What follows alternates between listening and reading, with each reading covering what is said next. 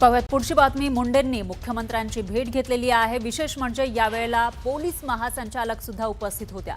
मराठा आंदोलक मनोज रांगे पाटील यांनी धनंजय मुंडे यांनी आपल्याला मारण्यासाठी सुपारी दिल्याचे आरोप काही दिवसांपूर्वी केले होते। या आरोपानंतर धनंजय मुंडेंनी अजित पवारांसह राज्याचे मुख्यमंत्री देवेंद्र फडणवीस यांची भेट घेतली आहे। पोलीस महासंचालक रश्मी शुक्लांच्या उपस्थितीमध्ये चौघांची बैठक झाली। रांगेंनी केलेल्या आरोपांवर या बैठकीमध्ये चर्चा केल्याची माहिती आहे। मात्र धनंजय मुंडेंना याबाबत विचारलं असता त्यांनी पत्रकारांच्या प्रश्नाला बगल दिली। जर आता घातपात करणाऱ्या आरोपींनी जबाब दिलाय, धनंजय मुंडेंनी सांगितलं होतं घातपात करायचा, तर आमच्या जालन्याच्या एसपींनी पत्रव्यवहार करून गृहमंत्रालयाकडून परवानगी का घेतली नाही त्याला अटक करायची?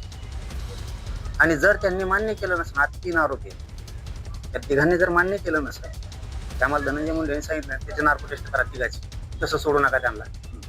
नसता याचे पडसाद खूप वाईट होणार आहेत पुढच्या काळात। पत्रकारितेने करावा, माध्यमांनीच करावा की नेमका ह्याच्यात काय आहे, मलाच का, मीच का, वाद कसला, तुम्हालाही माहीत नाही काय वाद आहे।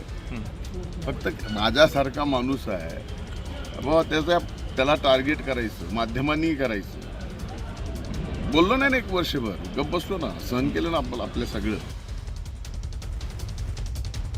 जरांगेंनी सुपारी दिल्याचे आरोप केले, त्यानंतर मुंडेंनी आता भेटीगाठी सुरू केल्या आहेत। यावर जरांगे पाटलांची काही प्रतिक्रिया येते का ते बघावं लागेल।